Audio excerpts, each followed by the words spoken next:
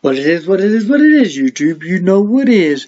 It's your boy, the Moose. Let's kick it. Song, ready?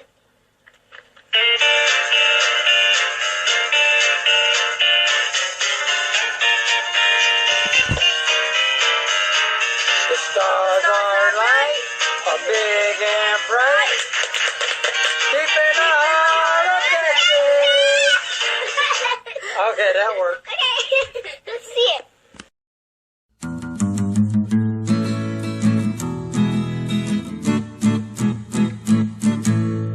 It likes to run, it loves to jump, no one could ever stop. A big or small party, it will be there, no matter where or when.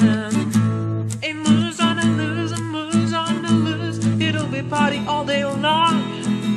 A moose on the loose, a moose on the loose, what are you waiting for? Okay, so check this out. We're going to talk about my boy in a minute, but let's get into this. Okay, so in 2019, I did a gig. My very first luau. I did not know what to expect. I did research, and I found a lot of luau music. And I got the Beach Boys, you know, but that wasn't going to be enough. I needed real good luau music. I stumbled across a bunch of groups, traditional Hawaiian music. And let me tell you what happened. I'm just going to tell you what happened to the event, and then I'm going to talk about Israel Kolonovi for a minute, and then be done. Okay, so listen. So we were at the gig. There's a lot of people. At the time, I had my 210s, passive system. Listen, 210s passive. It didn't sound like crap. It sounded really good. Real good. The guy comes up to me and he says, look, the music does not sound, and this is how he told me. He said, the music does not sound distorted at all. It sounds beautiful. But could you please turn it down a notch or two? Because it's too loud. That's how he told me. He told me that it wasn't distorted. It was kind of weird how he said it. But so, I did sound checks on it. I got a chance to do an interview with the mother and the father, and the daughter is 17. I think she's 17. But she basically they came over to Austin like 4 years ago, and they wanted to bring their culture with them. They didn't want to leave their culture in Hawaii. They came over here because it was better living over here than over there. So it's expensive to live over there, and so they moved to Austin. Her dad was a techie, so you know, he fit in. But what she was telling me was that from an early age, her daughter would do the hula. And I wish I would have had footage of this. I wish I would have started. This is before YouTube now. Disney changed my life. Disney changed my life because what happened was we were on a trip to Disney, and I always wondered, what happened was I stumbled across a DJ. The DJ don't need no introduction. I stumbled across DJ Lixer, and after that, that was it. It was DJ Elixir and DJ Unstoppable. Those are the two people that I automatically started following. And then DJ Barney, and all them others. But it was those three that I started with. And then after that, everything else took off. Yeah. I didn't find all the others till later. But those are the three that I found. Yeah. And so that's where everything kicked in for me with YouTube at first. It was a fascination that they were creating. The fascination of creation. So anyway, so that's where my YouTube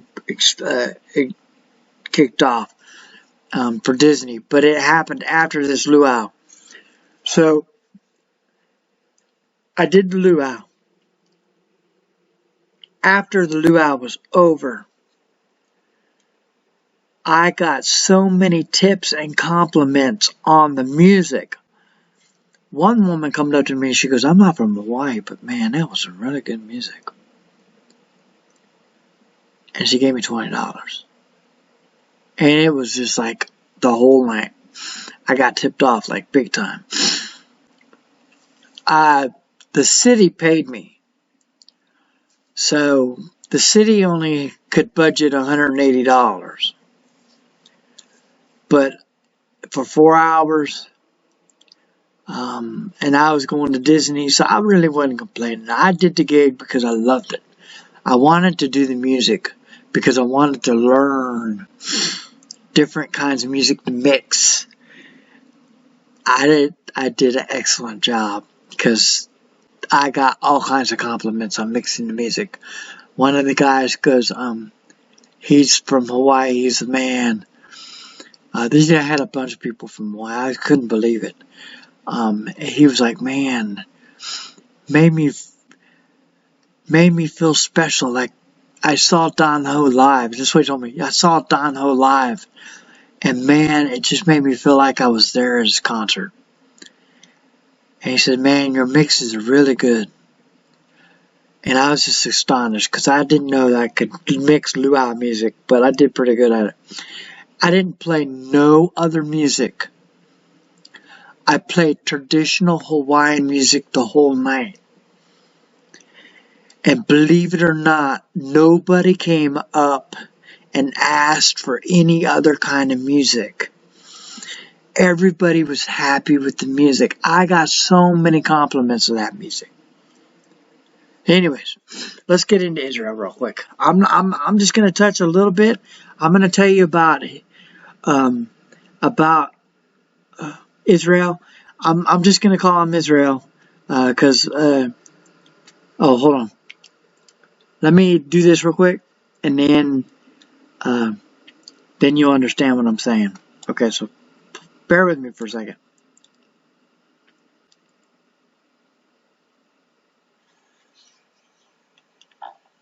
We are looking at how to pronounce the name of native Hawaiian singer, lyricist, and musician Israel Kamakawiwo'ole. Israel Kamakawiwo'ole. Israel Kamakawiwo'ole. Kamakawiwo'ole. Okay, so y'all get it. That's why I can't pronounce it. It's just a little too much for me. So anyways, let's get back into Israel here. Okay, so this is Israel. Viole. I'll call him Viole for short. Instead of saying Kamakara Viole, we'll just call him Viole for short. So Viole, Israel Viole, there's a lot of stuff about it, his early life, and I'm not going to get into his early life or his music career or anything like that. We are going to get down into it. We're going to do his legacy because I think his legacy would be a lot better for, hold on, this thing is acting weird. I hate when this does this. This thing, sometimes it mirrors. It doesn't work. So sometimes I have to X out of it and X back in and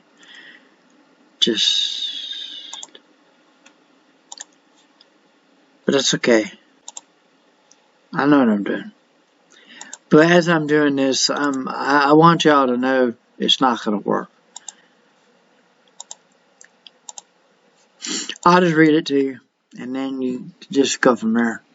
If you want to know about Israel, you go to your Wikipedia. It's there.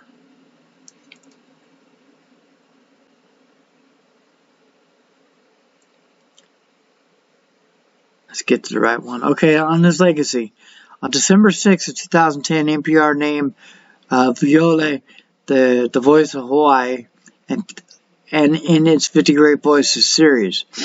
In 2014, Viole was honored at German National Music Award Echo, and the managers Wolfgang Boss and Dorota Manelli accepted the trophy instead. In 2014, he had a short Lava, featured two volcanoes, and Somewhere Over the Rainbow played in there. It was inspired by George Ford Murphy on Disney Shorts. May 2020, Google Doodle presented a celebrity of Vole's 61st birthday, and then Somewhere Over the Rainbow playing in the background of Hawaii in the doodle. Diamond Head, Maka Beach, and Palula visited the following lava, the volcanic landscape of the Big Island and black sand at the beach at Kalapit and Nawana, the coast. Vole recorded Over the Rainbow, What a Wonderful World gained notice in '99. And it was extracted and used in TV commercials for eToys.com, later part of Toys R Us. The full song was featured in a bunch of movie K-Packs, Meeting Joe Black, Finding Foster, Son of Mask, 51st Dates, Fred Claus, Letter 10, I'm Actual 3D, ER, Scrubs, Cold Case, Glee, South Pacific, Lost, Storm Chasers, UK's version of Life on Mars, and Modern Family. In '98, is when he sat down. He did. I'm gonna just narrow it down. He did the take in one take. He didn't need no take. Just once. He sang the song once and it was done. It was a wham bam thank you ma'am. He passed away after recording the song due to obesity. His heart gave out on him pretty much. And July 31st, 2014, 2 million paid downloads. I'm just going to go through. In October 2014, $4.2 million digital copies.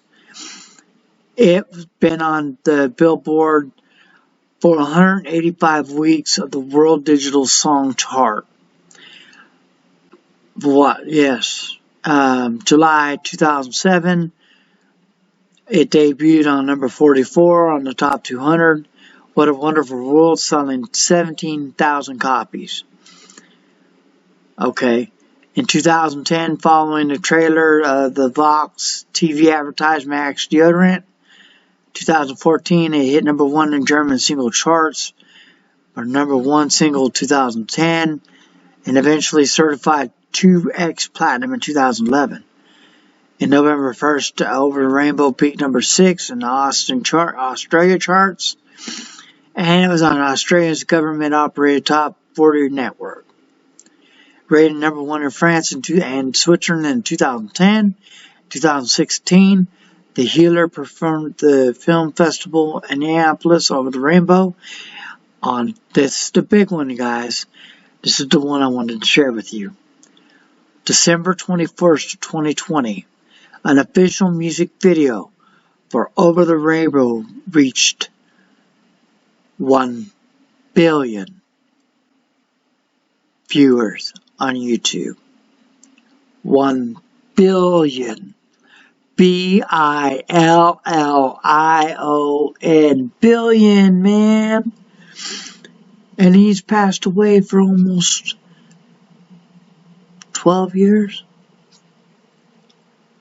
This song is just amazing. Here's a clip.